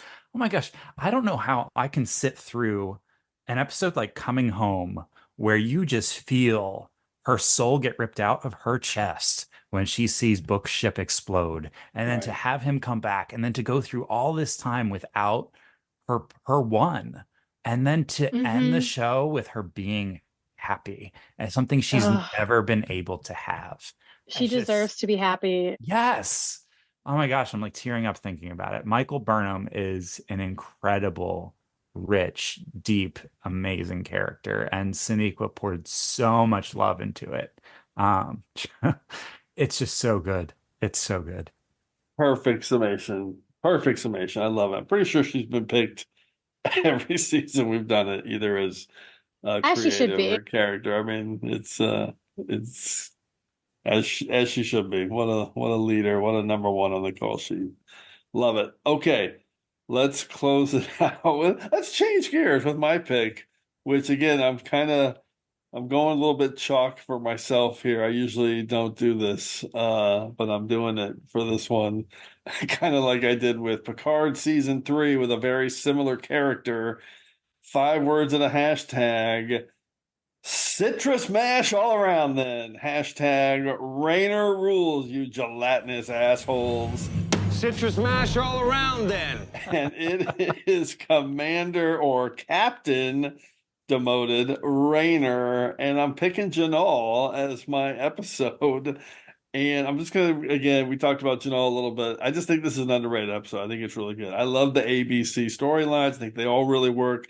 The book, Burnham hunting for the clue with Culber.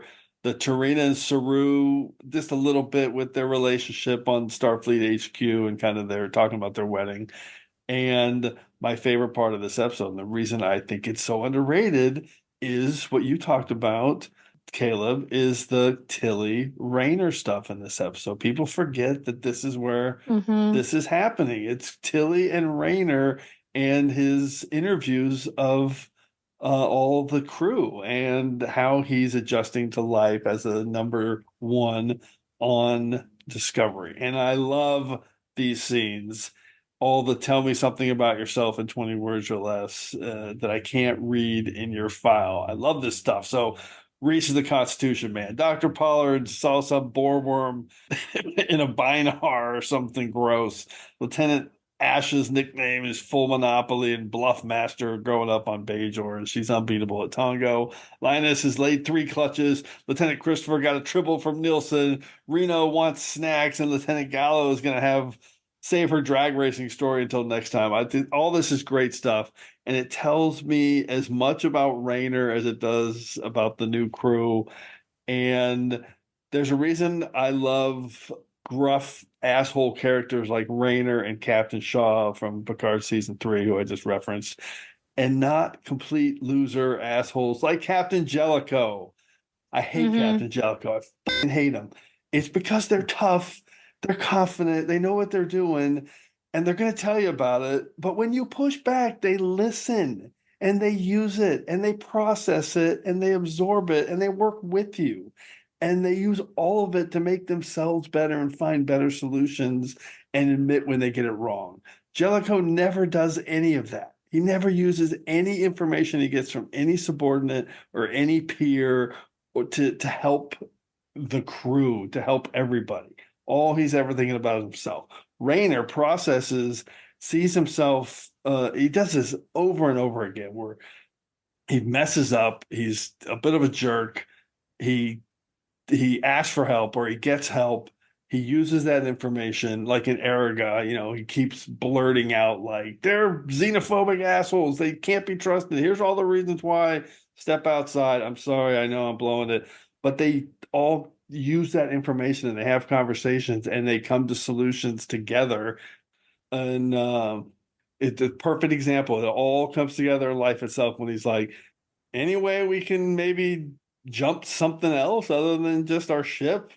No chance, man. There's no chance we can do that. Oh, you know what? Maybe if we do this, everybody's like, oh, you know what? Actually, we can do it. Okay, let's jump these assholes to the galactic barrier. I love it. I love Rayner. I love Callum Keith Rennie. He's a great actor.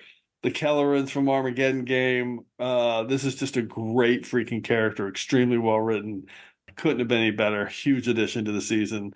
Bum, we're probably never going to see any more of him, but that's okay. We got a great season. Caleb, what's your take? I'm so glad you picked Rayner because that was the secondary systems one that was so hard to leave off of my list. Callum Keith Rennie killed it in this role. I'm sad that we don't get more Rayner because this show has ended. I hope that we get him in some form in the future.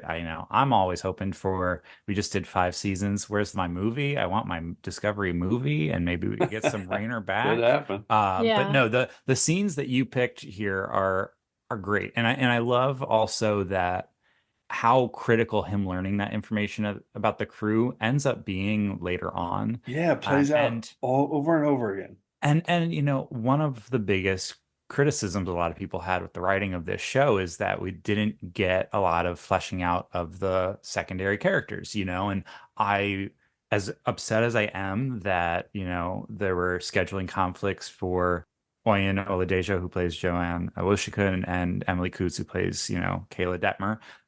It was great that we got to learn about the other crew in authentic ways. Like I think those 2 bridge crew members we've learned the most about. And the other ones, it was kind of, we got these like weird little tidbits kind of in the moment where it wasn't always quite appropriate in earlier seasons. And this just was like, here's a designated time where we're going to get to know this crew in a really authentic and hilarious way. And so I love that scene. And I think that's a great way for Rayner to really check himself and understand that, hey, you're a fish out of water and your leadership style is not going to work 100% here. This is not the kind of crew that just bows down to the rule of law. Like you need to adjust your expectations. You need to differentiate, as a teacher. When I'm not always going to have the highest performing students. I'm going to have a mixed bag from time to time, and I need to differentiate and make sure everything is good for all of my students so they all are set up for success. It's not just about them following you. Being a leader is way more complex than that. So I thought that really spoke magnitudes to his journey over the course of the season. So well said. I love that perspective. Jordan, what's your take on Rayner? I was nervous. When he first joined. While I like Shaw in Picard, I don't love Shaw in Picard. Yeah. And I was nervous to bring another white man onto like the forefront of a show that has been historically so diverse. But he was great. I loved that he learned from Tilly, that he learned from Michael, that he was humble enough to do that. While still being his authentic self, even up to the end of like, we're going to jump their assholes these assholes to the galactic barrier. Yeah, he was great. And again, I feel like there's a little bit of like meta things happening here with like, the Rayner's criticisms at the beginning of the season of Michael's leadership style felt so meta. I'd seen them before on social media from people. So for them to put a character like that to question how Michael and how the Discovery crew do things, and then for him to come on board with that was, I thought, a really cool touch. And yeah, Callum Keith Rennie knocked it out of the park. I love the character. I'm hoping we see him in Starfleet Academy. Even if it's just occasionally, Tilly checking in with him, that'd be cool. Yeah, a big fan. He'd be a pretty fun mentor to bring onto that show, but probably not. Yeah. They're probably not going to dip into that. No, stuff well, too much. he had said, before he was supposed to be in season 6. Yeah, I mean, I'm pretty sure they would have kept him around. He's yeah, fun. love this pick. You can't talk about season 5 without talking about Rayner. He did a good job with it. I really appreciated that. He was an asshole, but he was learning every step of the way and acknowledging his shortcomings every step of the way. Yeah, and I've loved how Discovery has handled mental health, trauma, PTSD, and the way they handled it. The way they handled it for Rayner was done really well. 100%. Really, really well said. Yep. Okay. All right. Let's do this. Begin round 1. Round 1. Our top episodes. Caleb, let's hear it. What's your number 1 pick? All right. I actually wrote 2 5-word summaries and 2 hashtags for this, and I couldn't figure out which was better to describe it because I love both aspects of this episode. I will do them both. This episode, immediately from the moment I saw it, it was always going to be my number 1 pick. It's a top 10, possibly even top 5 in the series overall. 5-word summary. First one, Burnham's arc comes full circle. Hashtag time bug in a bottle. Second 5-word summary, Voyager and Enterprise spiritual successor, hashtag Krenim chronophage. And it's, of course, the one we've talked about. It's Face the Strange. We've already talked about a lot of this episode, and so I can kind of keep this pretty short, but I love just how much of this show really is a sequel to Enterprise, both in the 22nd century or 23rd century and in the 32nd century, right? Between the stuff we get, just the fact that the time bug being a remnant of the temporal Cold Wars and finding out that Krenim were involved in that. Of course they would be. Of course they were. And the fact that this episode is Discovery's version of Shattered also, like, it's just so well done, just from start to finish. I was blown away at every choice they made in this episode. And of course, the big one is the fact that Burnham faces herself. What a happy accident that awesome script from Sean Cochran got written before they knew about the end of this show. Yes, yep. That is such a perfect, timeless moment, that, to see how far this epic arc has come. And that's all I got to say about it. I just can't sing this episode's praises enough. It's phenomenal. So incredible. What a happy accident. It's almost, I mean, you could say that about so many elements throughout the whole season, but this is probably the pinnacle. Like, they actually did a Burnham v. Burnham episode. They are so lucky that they did that, because it's such a great freaking way to close out a series, to have that iconic kind of, Star Trek moment, to have your captain face off against themselves. So great. I love this. Incredible. Jordan, what's your take? Yeah, I already spoke about it a little bit with Ariam as the focus, but this episode, such a happy accident, so well done. And yeah, I thought it was clever. I thought it was clever in like all the best ways. Maybe clever is underselling it a little bit. Genius? We'll say genius. I thought it was genius. Clever's a pretty high compliment. And okay, well, let's do it, Jordan. What's your number 1 pick then? Yeah. So, and maybe it's because of who I'm married to, but my 5-word summary is nobody's as cool as librarians. And then hashtag it's a maze, hashtag it's not a maze. I picked labyrinths. Cool. Love that. Yeah, again with that double hashtag, because I was shocked. I was like, oh yeah, she figured out the maze. That's all she had to do. Nope, not that simple.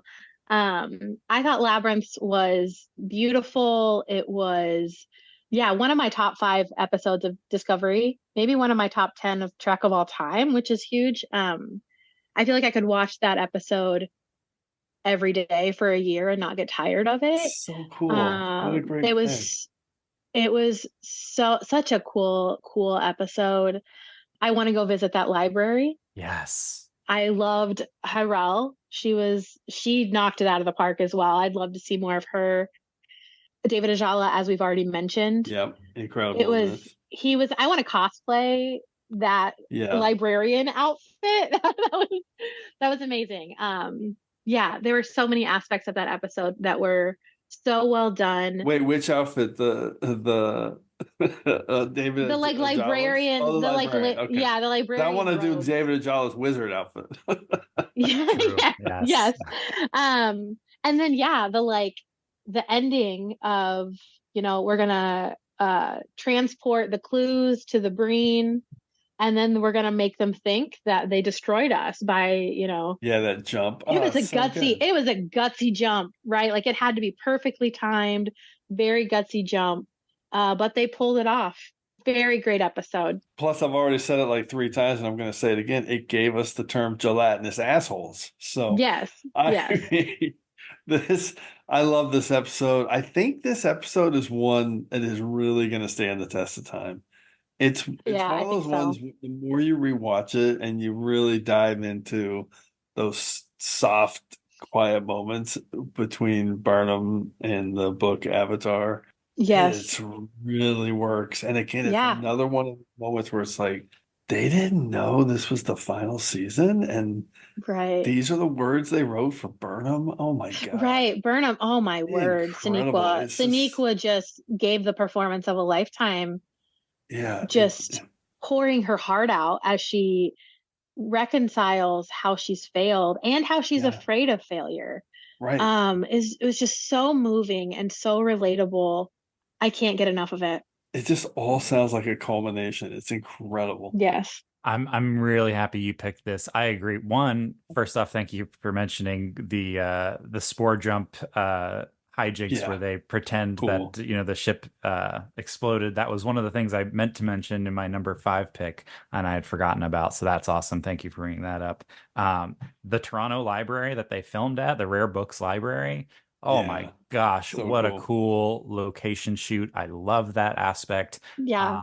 My librarian husband was losing his mind. Oh my gosh. It's so beautiful. So well done. And you're right. Really, like I said, I got chills watching this scene of Burnham's discussion and really soliloquy, because the Avatar's there, but not really giving her a whole lot, Mm-hmm.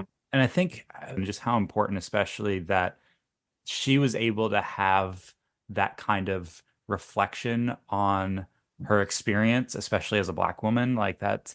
Black women in leadership roles always being constantly questioned and am I good enough for this? I think it was just a really powerful thing that will, I think, stand the test of time. It's great that a lot of people will be able to see themselves. Anyone in a leadership role can see themselves in that scene. I'm in a leadership role. I'm a department chair, and I felt, like imposter syndrome is real, and that I felt that. So great pick. I'm glad you picked this. I love it. Okay, let's close it out with my round 1 pick. One more time. Let's do it. 5 words and a hashtag. Time jumping tail traverses trope triumphantly. Hashtag Burnham face to face. And of course, this is Face the Strange. One more time. Phenomenal episode. They are so lucky that they somehow made this episode in the final season. So I'm just going to really quickly talk about the confidence and framing of this episode. It just is so strong. It just feels like a late run Star Trek episode in how well produced it was, the writing, the production. Obviously, we talked about how it feels like shattered from Voyager, but the dry dock scene with, I just love the moment where Rayner's like, yeah, we're going to start the inspection on deck 7 to that guy. I just love that moment. The Calypso and Zora stuff, seeing Arium again, which we talked about a lot. The fun stuff with Stamets and the tardigrade DNA and all the times he's got to clear everybody out of the engineering area. I'm very grumpy, just absolutely irate, and I need to be left alone. I love all those moments. The whole thing is so great. Oh, and even like that little moment with Jet Reno where all of a sudden they're fighting, Rainer's fighting with the regulators. She comes out of nowhere, get a better helmet. It's the whole thing is just so well done. She like smacks the guy in the side of the head. I just love it. The whole episode is an absolute blast. One might say it's fun. This whole season is fun. And of course, it pays off with that Burnham v. Burnham stuff and all these Rayner moments that I talked about earlier, where he's learned all these things about the crew and is able to use them in practical ways. Amazing episode. Caleb, Jordan, you guys good? Any other final comments? I think we've picked almost every single episode this season. I'm excited for the stats. We'll break it down in a minute. So let's get into some secondary systems. Let's see what you can do with the secondary system. Any quick kind of anything we missed that you guys want to highlight really quick? Sure. Caleb. I've got well, technically 4 of them. For production element, it really pained me not to talk about. It's actually interesting.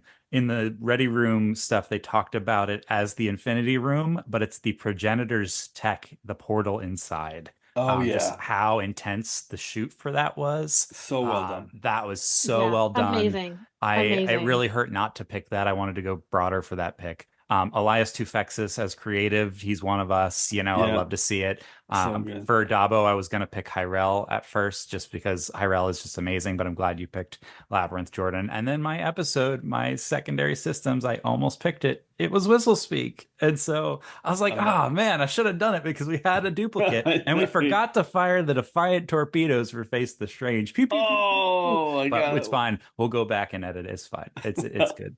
They have retroactively been added. I love that. Elias Tufexis was on my list, 100%. He is one of us. Unbelievable. Let me just quickly, the progenitors tech space, my expectations were so high for that. Like, how are they going to show me this and I'm not going to be disappointed? Oh my God. They completely surpassed what I thought that was going to be. They killed that from a visual effects and production standpoint. Home run. Incredible. Jordan, what do you got? Yeah, I can't talk about Discovery without talking about Jeff Russo. Yes, incredible. The music this season was just as good as the music every other season. I love this. I hope that we get it on vinyl because it's going to sound insane. Yeah, he was amazing. The music was perfect as always. So I have to sing his praises. Otherwise, I think we've covered. I was shocked we didn't talk about Whistlespeak because it was such a good episode. Yeah, that's the only. Yeah, one. I think that's about it. I've got a couple more things. So we talked about the chase. I'm going to mention Olatunde Usunsanmi. Been there from the start. His direction, the guy, great leader, obviously in the behind the scenes for the whole production and directed the hell out of life itself. And then I'm going to give one. We haven't hit enough on Agent Daniels and Kovich. David Cronenberg. What a reveal. Oh, my God. Mind blown. I love that reveal. I just can't get enough of that. Yeah, I was shocked. I know. I love it. I cannot say enough. And I did an entire Agent Daniels rewatch as soon as I saw this because I saw the screener, so I had just enough time to kind of go through and watch every Daniels and every Kovich episode just to see kind of retroactively how it all fits together.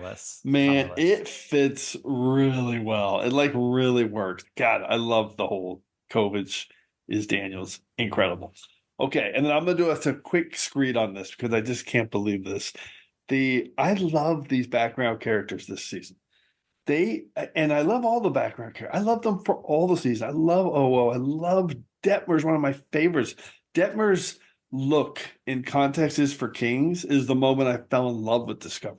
That second she saw Burnham walk on the ship and she realized, oh my God, she's here. I mean, that moment was incredible. So I've always loved these background characters, but again, this show isn't about them. It never has been. So people always wanting more from them was kind of a little bit, obtuse because it was never going to be about that. So they did this thing throughout the seasons where they tried to bring them in and give them more. Great, no problem. But it was a little awkward, right? And you mentioned it, Caleb, briefly. Like they would give them like these one-liners here and there. And they were kind of, I must be real honest, there was times when they were kind of weird, right? Like just lines out of nowhere where it was like, okay, that was weird. He just kind of said something that was kind of out of, it kind of fit the plot, but it doesn't, we didn't really know. I mean, it was just like Reese or whoever, just they were kind of weird lines out of nowhere that didn't really flow. Man, they figured that shit out this season. Absolutely. These characters this season, Asha is unbelievable. That every line from Asha just she was incredible. Every line just flowing. I mean, and Gallo was amazing. The in and out, the flow of these characters, the way they did it, even when Oo and Detmer were there. And I just think they killed it. And yet people were still like, oh, well, it sucks that so-and-so's not there. This is how TV production works. People, they're actors and they get other jobs and other opportunities. It's hard to schedule. It's difficult. So the fact that they did such an amazing job bringing all these characters in and out and making it flow so well was phenomenal. The production crew, they did a phenomenal job. And I'm going to give you the best example. And I think people kind of missed it. It was in Labyrinth. It was amazing. So they had Lieutenant Gallo there through the whole episode. And then even at the end of that episode, when they get back from the library and they're fighting with the Breen ship, all of a sudden Lieutenant Gallo is gone. And now Jemison is at Tactical. And they throw in a quick one-liner like, well, we sent Gallo down to work on recalibrating something, yada, yada. And so in the middle of the episode, they lost an actor who couldn't be there for this day of shooting. And it worked perfectly. Just streamlined. It was great. So I'm just ranting because that narrative just, I'm so sick of it. But I think the production team did a phenomenal job of kind of weeding all these characters in and out and making it feel seamless. And it all really began with Janal and those moments with Raynor. So sorry about that. Any comments, Caleb, Jordan? No, I mean, you're right. I mean, Reese, if he's not captain soon, I'm going to be pissed. Reese was great this season. Absolutely shined this season. I don't know if you saw some of the behind the scenes stuff that his wife was in labor while he was shooting from the captain's chair. Yep. That was insane. Yeah, but yeah, he was so good. He needs a promotion right away. I love it. Caleb, final words. No, I agree with you. It's been awesome. I mean, I think the reason people were upset about Detmer and Oo with their scheduling conflicts this season is just because we know it's the last season and it wasn't planned that way. So that part hurts. But it does. It does speak to how well they dealt with that with these new characters. So they were just on their honeymoon. It's fine. I know exactly. And by the way, we all love Saru. I love Saru. He was gone for 5 episodes. Yeah. He was not there for 5 episodes. And this might be my favorite season of Discovery. That's crazy to me. But that just shows you that it's about the show, right? It's not about one character or one thing. Indeed. So, and I love Saru, but it's weird to me that my favorite season of Discovery might be the one where Saru was only there for 5 episodes. That's weird. But so be it. That's just sometimes that's how it works. So anyway, production in TV. It's hard. It's hard, people. Computer, activate Regeneration Cycle. Alcoves Beta and Gamma.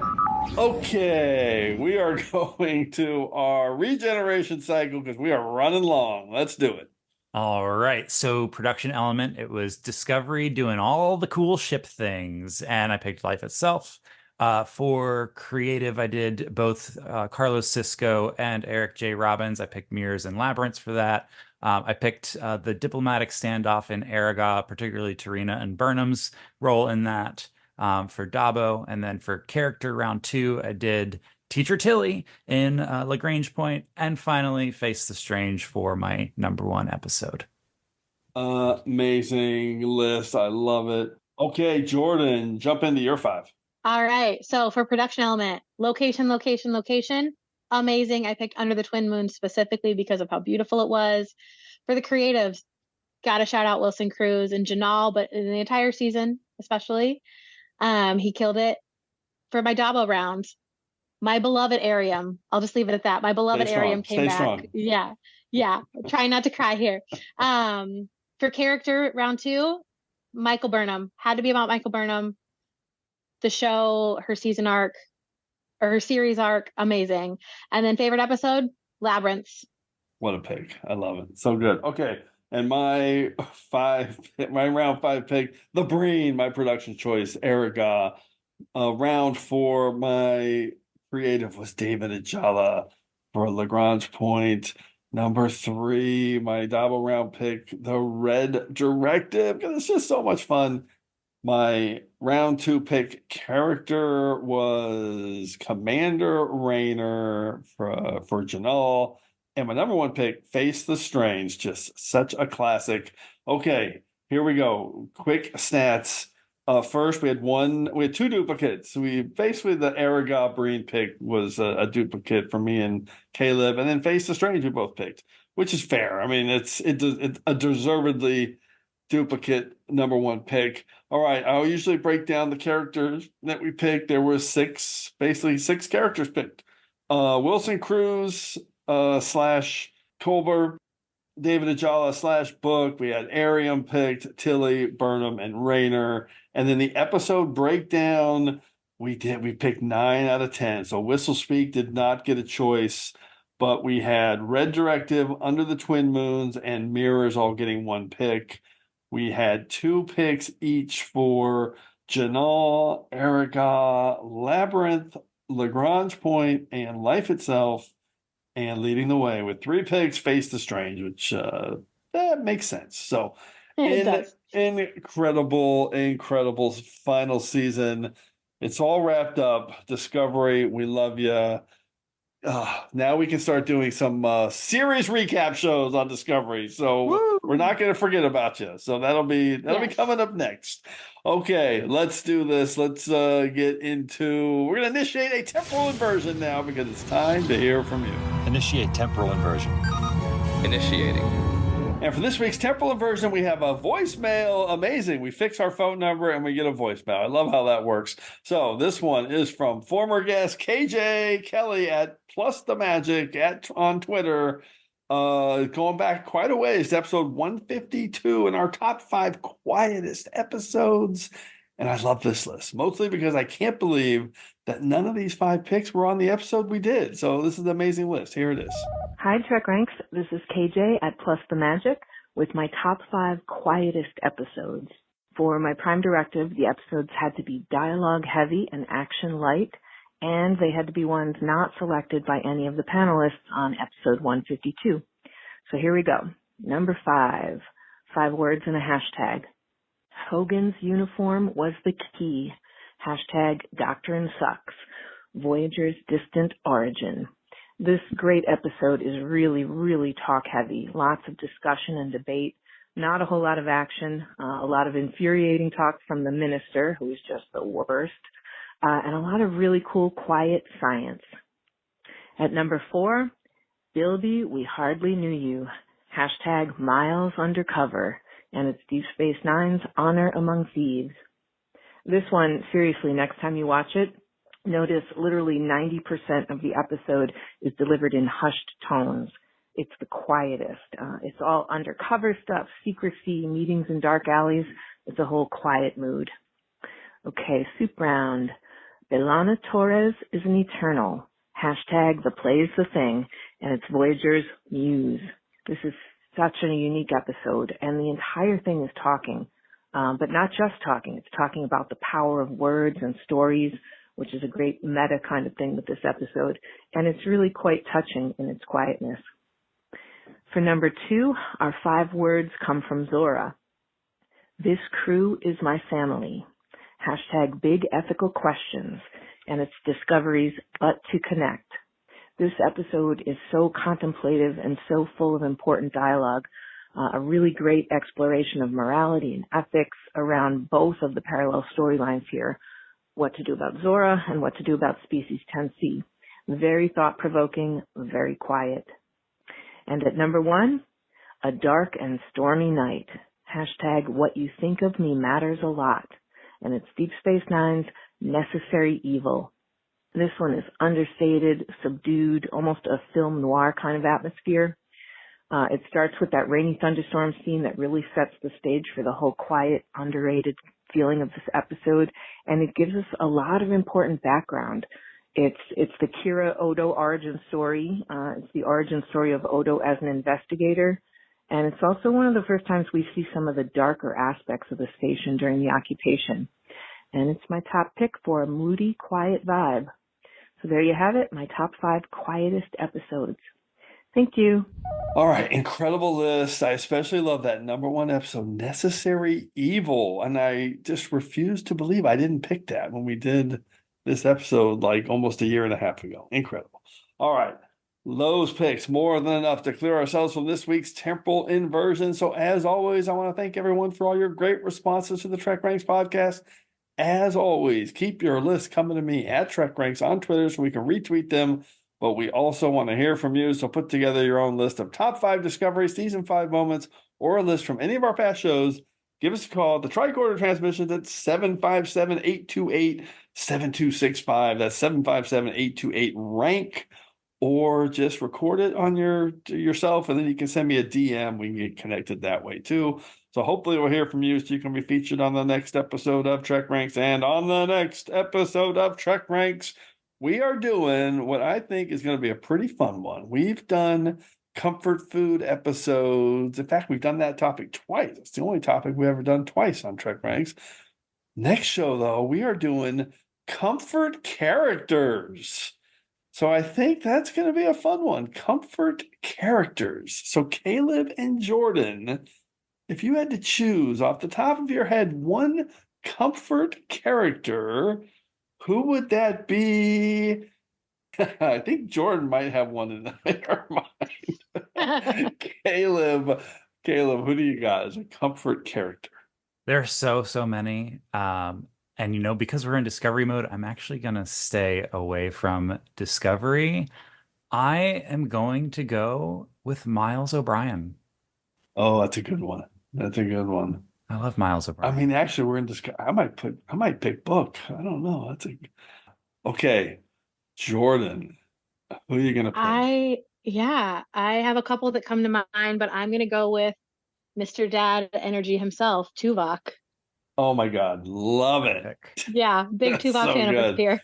So good. Fantastic. All right, looking forward to that one. It's going to be a lot of fun. Channel closed. Reset. Subspace communications. Scrambler code Riker 1. All right, Scrambler code Riker 1 acknowledged. All right, let's close this episode out with a huge thanks to Caleb Dorsch and Jordan LaForden.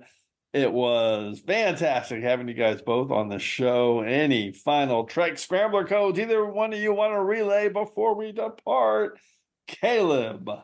You know, the show is over. It's been a wonderful trip. And honestly, do yourself a favor and rewatch this whole thing as many times as you can, because it's just that good. It really is. I've been doing that non-stop. Jordan, thanks for coming on and talking Discovery with us. Really appreciate it. Yeah, thanks for having me. So fun to celebrate Discovery in this way. I will be rewatching the entire series. I think it'll just get better and better as we do it. Awesome. Great job. All right. Thanks, everyone, again, for engaging with us here on episode 185 of the TrekRanks podcast. As always, I want to close by saying I'm looking forward to standing with you again here in this place where I belong. It is in surprisingly good condition. No evidence of dry rot, book lice, order Secoptera, or beetles, countless variations of family, genus, and species. Of course, I could count them. But we do not have the entirety of this day now, do we? Therefore, I will take these. The lot of it if you like. 3 bars of latinum. Pleasure doing business with you both. I was not aware I had expressed a humorous sentiment. You didn't. It's just that it's been a while since we've seen a synth anxious.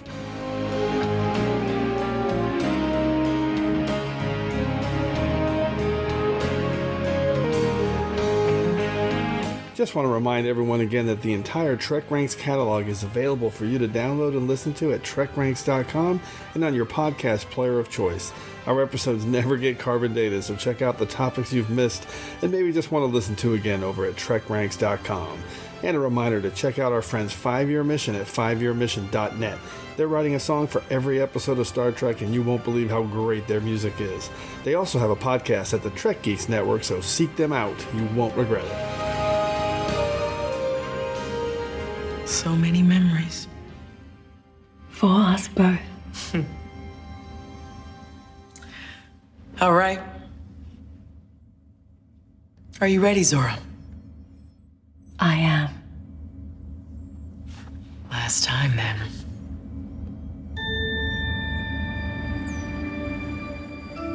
Let's fly.